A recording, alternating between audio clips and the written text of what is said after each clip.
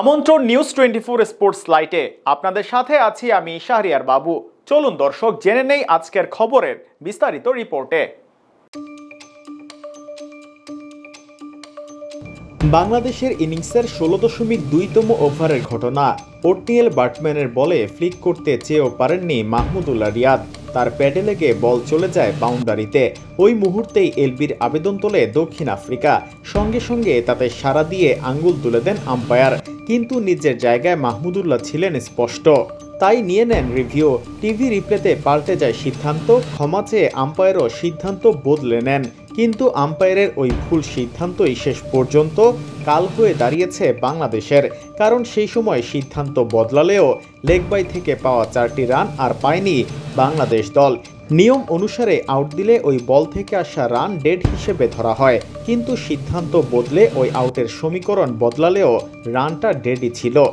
কম রানের ম্যাচে ওই 4টি রান হারিয়ে শেষ পর্যন্ত মাসুল দিতে হয়েছে বাংলাদেশকে। ম্যাচটিতে দক্ষিণ আফ্রিকার কাছে ওই 4 রানেই হেরে গেছে বাংলাদেশ দল। নিয়ম অনুসারে প্রাপ্য 4 রান পেলে নাসাউতে ম্যাচের ভাগ্য উল্টো হতে পারত। আম্পায়ারের ওই এক সিদ্ধান্তে বিশ্বকাপে 21তম ম্যাচে কপাল পুড়েছে মাহমুদুল্লাহ রিয়াদদের। ক্রিকেটের সংক্ষিপ্ত ফরম্যাটে দক্ষিণ আফ্রিকার বিপক্ষে জয়ের জন্য অপেক্ষা বহু দিনের। আগের আর দেখায় একবারও মেলেনি জয়ের হাসি। এবার সেই আক্ষেপ মেটানোর বড় সুযোগ পেয়েও কাজে লাগাতে পারল না বাংলাদেশ। বিশ্ব মঞ্চে দক্ষিণ আফ্রিকার কাছে হারল 4 রানের ব্যবধানে। এই নিয়ে টানা 3 জয়ে 6 পয়েন্ট নিয়ে প্রথম দল হিসেবে সুপার 8 নিশ্চিত করল দক্ষিণ আফ্রিকা। অন্যদিকে 2 ম্যাচ খেলা বাংলাদেশ দেখল প্রথম হারের দেখা। বিশ্বকাপের 21তম ম্যাচে প্রথমে ব্যাট করতে নেমে নির্ধারিত 20 ওভারে 6 উইকেটে স্কোরবোর্ডে 113 রান তুলেছে দক্ষিণ আফ্রিকা। জবাব দিতে নেমে নাসাউর মন্থর উইকেটের চ্যালেঞ্জের মুখে বাংলাদেশ থেমে যায় 109 রানে।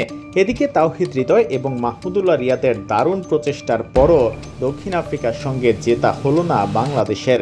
প্রথমবারের মতো টি-20তে তাদেরকে হারানোর প্রায় কাছাকাছি ছিলেন শান্ত সাকিবরা, কিন্তু শেষ ওভারে 11 রানের সমীকরণ মেলাতে গিয়ে 4 রানের দূরত্বে টাইগারদের ইনিংস থেমে গেছে।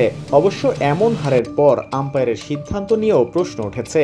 এ নিয়ে কথা বলেছেন সাবেক টাইগার ক্যাপ্টেন মাশরাফি বিন মুর্তজাও। আম্পায়ারিং ও উত্তরসূরিদের কিছু সিদ্ধান্তে হতাশা প্রকাশ করে নিজের ব্যক্তিগত ফেসবুক পোস্টে হারের কারণ তুলে ধরেন মাশরাফি। সেখানে তিনি লিখেছেন, বাজে আম্পায়ারিং নিয়ে কোনো সন্দেহ নেই, তবে আমরাও পুর অ্যাপ্লিকেশন করেছি। অবশ্য এখনই হাল ছাড়তে চান না সাবেক এই টাইগার দলপতি, কারণ বাংলাদেশের সামনে আরও 2টি ম্যাচ রয়েছে। সেদিকেই শান্তদের মনোযোগ দিতে বললেন মাশরাফি। আশা ছাড়ছি না, ইনশাল্লাহ সেরা 8-এ যাব। দারুণ সুযোগ হাতছাড়া হলো, যার ফলে আরও 2টা প্রেসারের ম্যাচ খেলতে হবে। তাই এই ম্যাচকে যত দ্রুত ব্রেন থেকে ডিলিট করা যায় ততই ভালো হবে সামনের 2টা ম্যাচের জন্য।